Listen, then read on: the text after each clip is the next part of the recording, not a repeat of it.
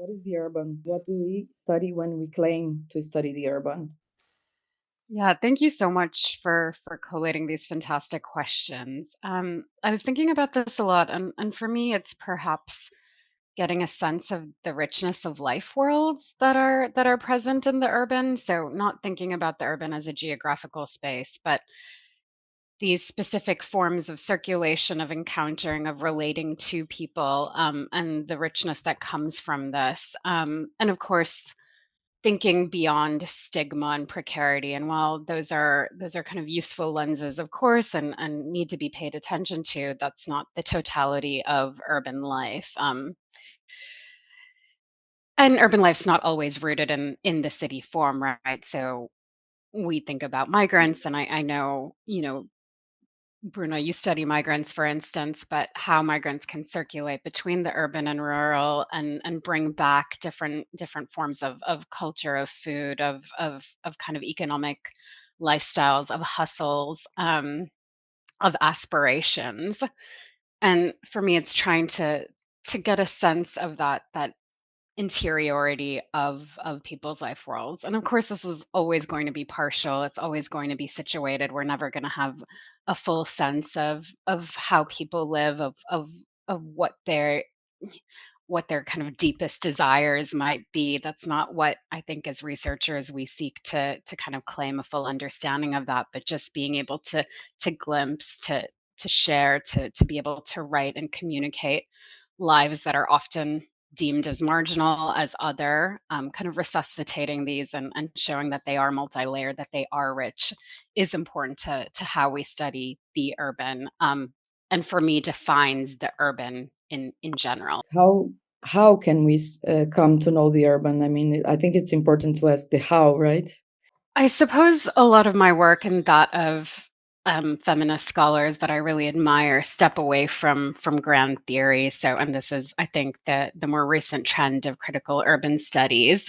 So, thinking about small aspirations, about hopes, about dreams, about desires. I don't want to reify ethnography, but that's been a very kind of powerful tool of understanding urban lives. I've also been really inspired by this idea of the fragment, that Colin McFarlane writes about.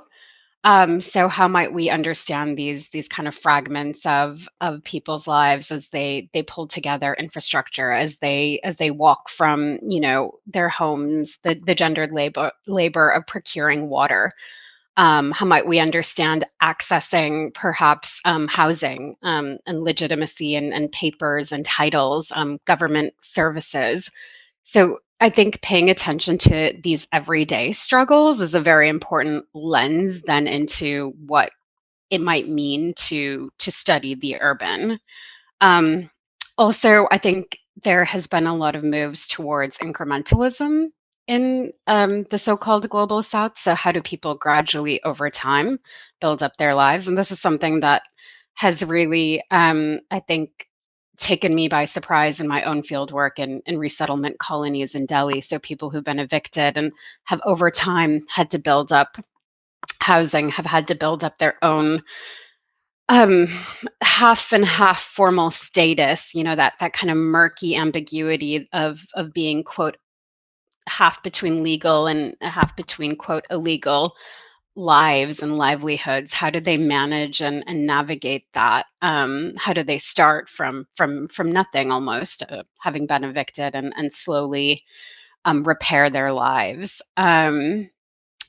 So that for me, I think, is also a very important lens. And a lot of this, I think, is that kind of deep-seated work, right? I think spending time in communities, being able to really build bonds, really think about ethical encounters with the people that you're working with, and thinking fundamentally about who you're writing about and the purpose of it. What is the kind of deep questions of your work, and what are the politics behind it? From where we can theorize the urban, and I think you already answered a bit, but if you can talk a bit more about that, because I mean, reading you and listening to you, I know that it's important to you to think of constructing knowledge like in a situated manner. So yeah. Yeah. I think that there's a lot to be said, I think, about these, and I've been kind of rereading work by Abdul Malik Simone, but these kind of marginal opportunities, what he calls the marginal opportunities for rehearsal that takes place on the periphery. So a lot of what I do looks at the peripheries. And again, this isn't a geographical location. This is also the ways in which people have been marginalized, have been forced to access infrastructure in very piecemeal, fragmented forms. In work that I've done around migration in Europe with other collaborators at UCL, Tatiana Tema and Esther Kovac, and my colleague Ludek Stavanoha at UEA. It was really kind of profound to think about how migrants inhabit multiple spaces within cities like Paris. They are constantly on the move, living underneath, next to railway stations, underneath bridges, near canals, and the messy solidarities that they form, so how they're always trying to make sense of the city, get to grips of it on their own terms, thinking about how and when to make themselves visible, so that they can access services and even kind of form small term, fleeting perhaps, alliances with other migrants as they might find solidarity and kind of banding together for particular moments in time. So I think it's those kind of fleeting ephemeral moments and seeing, what happens through different pressure points, through the different kind of day-to-day challenges that arise.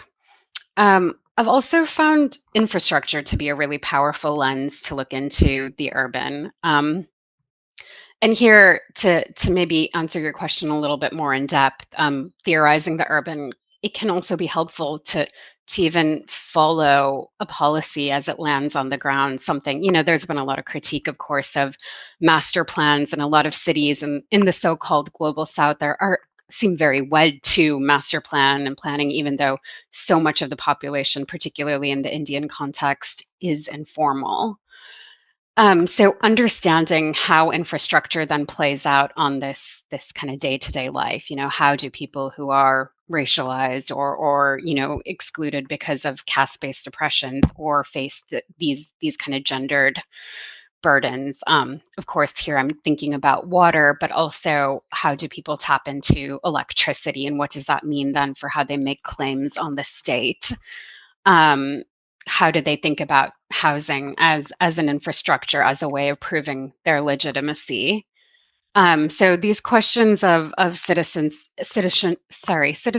and infrastructure have really, I think, animated a lot of my work. But I don't want to just put everything on the material, and maybe this is something that, a lot of us think about, what does affect, what role does affect play? How do we understand that kind of visceral sense of what it means to be in the world, in this space, amongst other people who might be sharing similar experiences or feeling alienated from the more dominant flows that are happening in the city.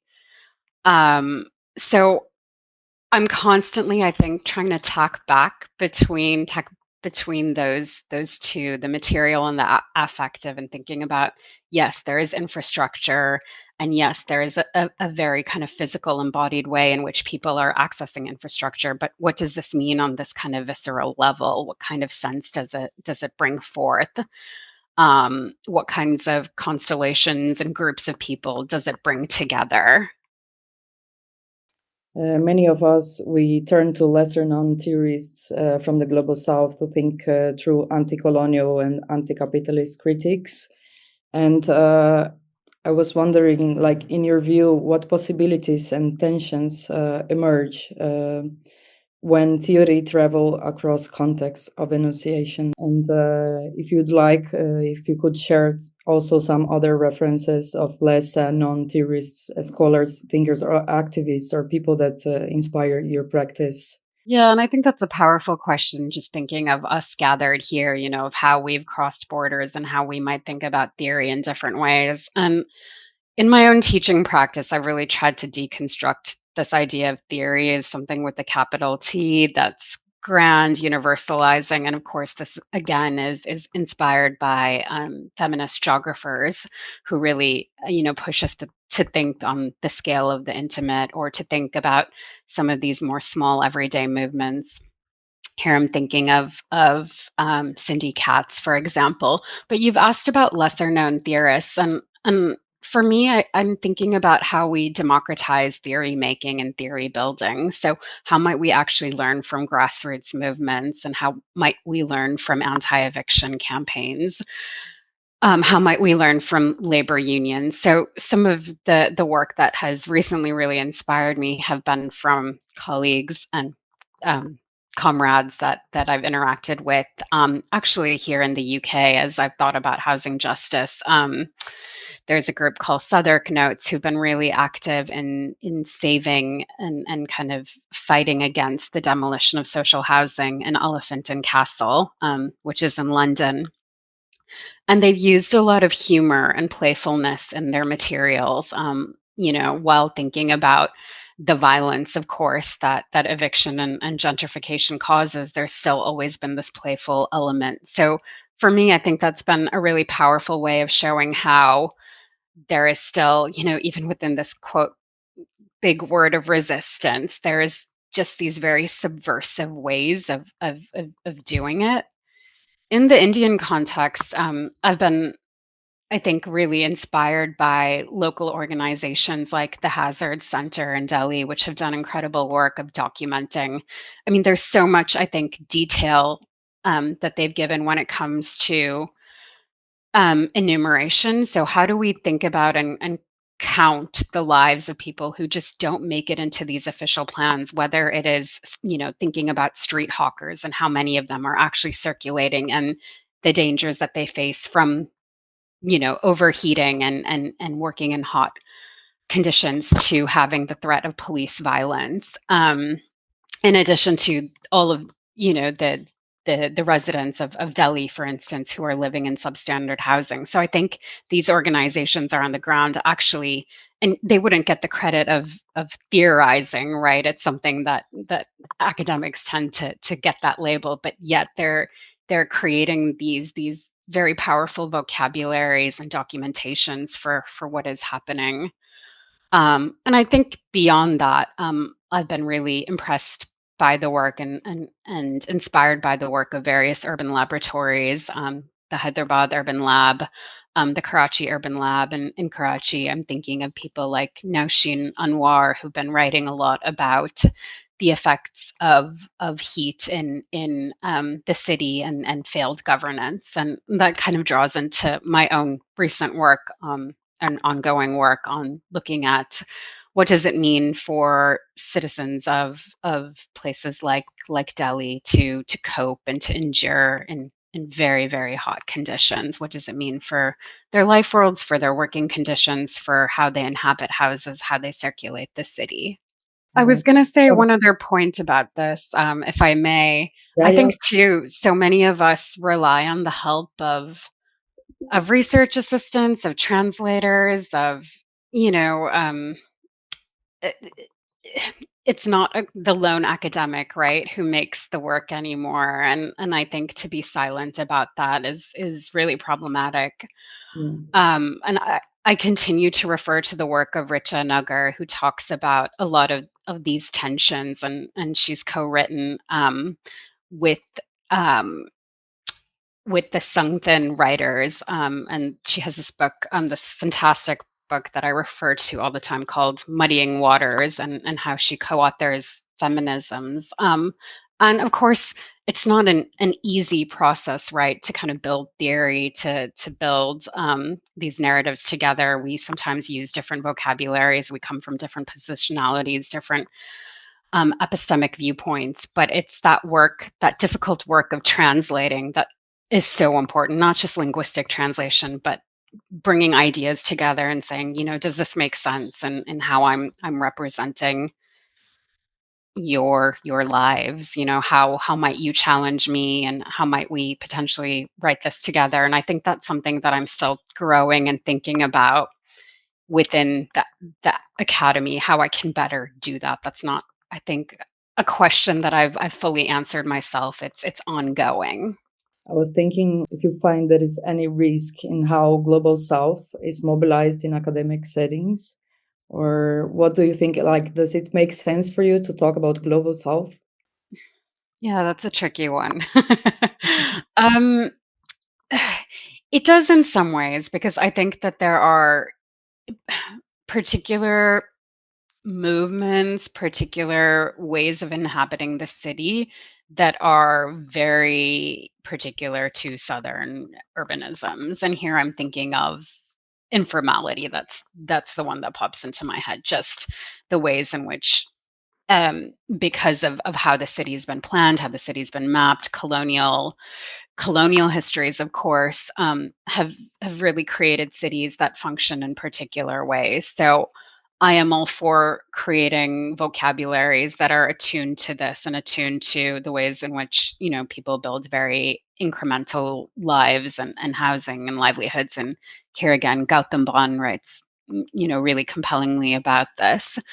But I think that there's so much kind of cross conversation and transnational solidarity building. And I use those words a little bit hesitantly and carefully, because I don't want to romanticize or reify things, but just understanding how housing justice movements and kind of researching these have learned from each other. I mentioned Southwark notes, but they draw heavily, I know, on the anti-eviction campaign in South Africa. There's also the LA Tenants' Rights Network in, of course, Los Angeles. So they're learning from all of these different movements, and you might have found the same in your own work. So I think to silo what's happening in the so-called global South without I, expanding those conversations and trying to draw linkages makes it feel very parochial, or makes it feel very other. And I think that there's a kind of wider world and a wider way of thinking about this. And for me, migration really collapses a lot of those boundaries, right? So a lot of the migrants that I interviewed would come from places like Sudan, would come from Afghanistan. And, they've been traversing all of these different places, encountering so many different volunteers who are in communication with each other across Europe. These organizations are, in a lot of ways, helping facilitate, or were at the kind of height of the so-called migration crisis, were helping facilitate their journeys before it became increasingly criminalized through Europe. So I think, the migrants very much were responding to what was happening in the so-called global South, where they were coming from, cities that were coming from, always thinking about these lives that they'd left behind, but yet kind of facing this new challenge of becoming European. So to me, there's something very particular about writing on Southern urbanisms, but yet you see a lot of these echoes on the street of Paris as migrants are settling into camps, as they're building their own kind of infrastructures of welcome, of survival. So yes, I kind of struggle with this tension, but I wouldn't want us to solely be focused on the global South without thinking about these wider ripples, without thinking about, yes, these kind of racialized capitalist processes that connect all of us. I was thinking also as an anthropologist, I also think a lot about ethnography and the ways we can do it. So I was wondering about asking you a bit about writing and positionality in ethnography. So I remember in one of your publications, I was struck by this description of walking with Madiha. I don't know if I'm Mhm. pronouncing right, but how her giddiness, as you say, was contagious, and how you wove that moment into your own presence in the field. So I was thinking that I would love to hear more about how you navigate these tensions in writing, for instance, between like solidarity and appropriation, or between the I and the we in ethnography. So how do you reflect in this, in your presence in the field, and the narrative choices that you make?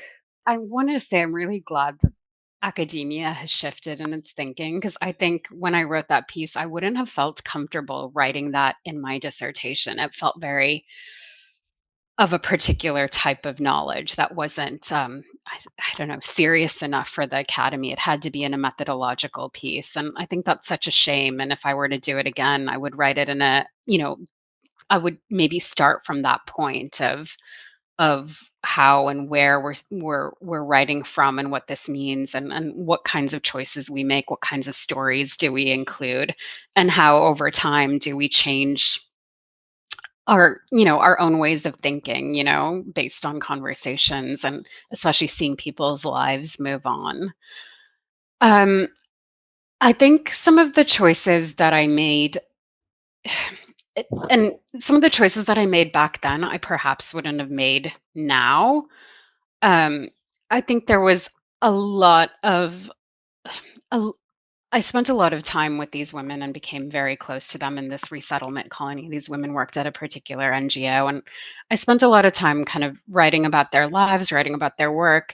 But over time and my shift to migration research, I began thinking about what we might not want to say, what we might not want to reveal about people's lives. And I think that's as important of a conversation as, what we choose to kind of reveal. I think that there might be things that we do need to be careful of, and in the migration context, being very careful about specific locations, specific rhythms and routines, because there is that very real threat of incarceration, of police violence.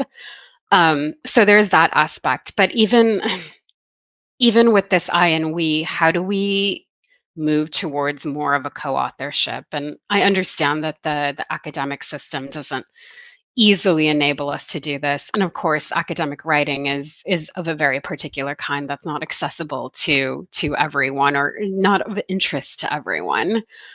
So that's maybe where I'm trying to work more on creative methods, and some of those were experimented with in the piece that you referred to, Bruna. These kind of walking methodologies, and I was so struck and so surprised at how that enabled me to see a different side of the women that I was working with. What became sometimes a very formal exchange over cups of tea, where they saw me very much as this researcher from elsewhere. And even though I'm obviously of Indian heritage, they very much saw me as a Westerner. And these were some of the kind of uneasy hierarchies that kept kind of resedimenting, even though, and of course caste and economic privilege and all of these other things that I bring to the table. But walking and being able to see the former homes of women who were evicted, that was something that was very powerful. And I could also better imagine what their lives would have looked like, how they might have inhabited a very different part of the city, felt very different levels of freedom, of opportunity, of aspiration. And that became very, I think, kind of clear and to me. Some of my more recent work has been experimenting with zine making, so kind of informal DIY publications where um, the people that I'm kind of working with are able to contribute through collage work, through their own artwork, pages of a zine, and we put them together. And this worked really well when I was working with students at the University of East Anglia, doctoral students, doctoral researchers, and trying to understand how they see themselves belonging within the university. So I think that there's a whole range of creative methodologies, and I'm so excited by what I see happening in geography, in kind of critical urban studies, even in some arms of anthropology that really take these methodologies seriously, and that think about how they open up different life worlds, different viewpoints. So I was thinking on methodologies, you already were telling me some of these creative methods, and I think like that is important to you, epistemic justice. So I think you think about this a lot. And I remember reading that you mentioned participant photography and go along. And so I wanted to ask you that if you can elaborate a bit more on this method, if this or others have allowed you to access layers of knowledge or relationships that might otherwise remain out of reach or elusive in a way. And also, like, if I can link this with political commitment, if you think this is these approaches, they are part of a broader political commitment in your work.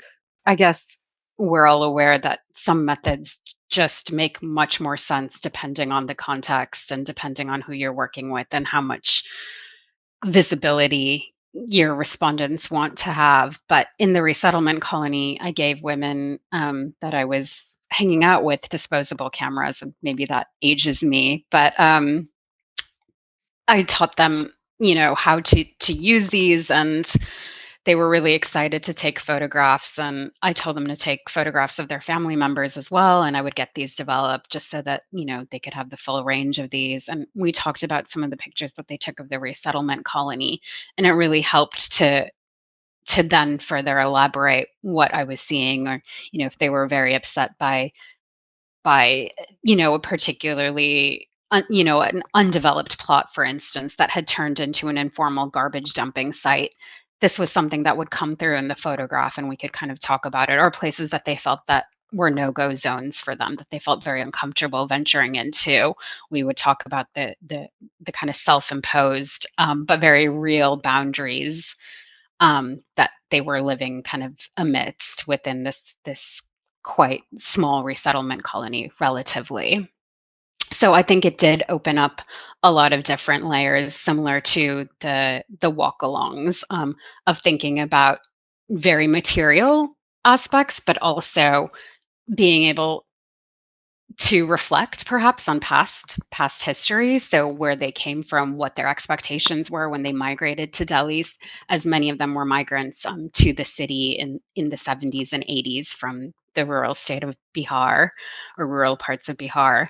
So they were able to kind of discuss all of these through something as simple as walking, something as perhaps simple as a photograph. And I think walking really brings in that layer of embodiment. And I know this is something that feminist scholars from Latin America are writing really beautifully about. But how do we kind of connect our body to so many of these to so many of these spaces? How do we, rather than just being present, how do we also kind of, as much as possible, feel those connections to the land, to the infrastructure, to all of these struggles that the people that we are working with are facing? Of course, realizing that it's never going to be the same for us, right? We can remove ourselves. We have these relative privileges. I think in terms of the epistemic justice, I would want to be careful here, because I think sometimes I think there's so much pressure to have activist focused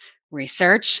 And while I think that is very important, of thinking about who you're accountable to, of what the politics of your research is, I think it is very difficult to have purely activist research in the time frame of, for instance, a PhD or a funded research project. And then what happens when the funding moves on? What happens when you go to the next project? How do you maintain that? So I think for me, epistemic justice is really thinking about, in that moment of time, am I doing something that the people that I'm working with understand, that feel that in some way, pushes towards this horizon of justice? Is it about collating information, collecting data on, for instance, the violences that migrants face, and putting this together with other testimonies from organizations working on the ground? Is that part of the work? For instance, in terms of the work on resettlement, are there smaller ways in which we can kind of collaboratively document how living in resettlement colonies have been, at the time, completely devastating to people's life goals, ambitions? So I want to say that if we feel that the stakes are massive, if we push ourselves to this perhaps unrealistic goal of being quote academic researchers, I think we're never going to be able to fully achieve that. That's some sort of idealistic version of research that I think the academy just doesn't and can't support. So it's about thinking about within your own research, how do you carve out these moments of collaborative, collective ways of being, and these kind of creative methodologies really enable them. They enable different types of outputs, different ways of being together rather than this more formal back and forth interview, which I think a lot of us also find unsatisfying. So that's perhaps not maybe that's not the answer that a lot of people would be looking for. But I think that's the way in which that's maybe that cautionary step that I take in making sure that whatever work that you're doing has this kind of realistic view, and that you're always kind of accountable to the people that you're working with, and thinking about, well, what am I doing here? For how long will I actually be here? How do I leave the quote field comfortably, knowing that I haven't left loose ends, but knowing I can't fulfill everything? And it's trying to navigate that fine line between solidarity and appropriation, and knowing that solidarities are always kind of messy, as Geraldine Pratt says. They're not perfect, but that's part of how I keep thinking about research. Where are the ways in which I can enact solidarity in forms that are meaningful, but also be considerate and conscious of how I'm writing about this, of why I'm writing about this. It's not another paper, or it can't be another paper. Particularly, I feel at my stage of my career, there's very little to achieve from writing the same types of publications. I want to think a bit critically of, well, what might this be saying, and how can I think about this if I were to have to show it or explain it to the people that I'm working with? Can I do that in a way that's satisfactory, that feels like it has some resonances in their lives? It's not just abstraction and the sake of theory for theory.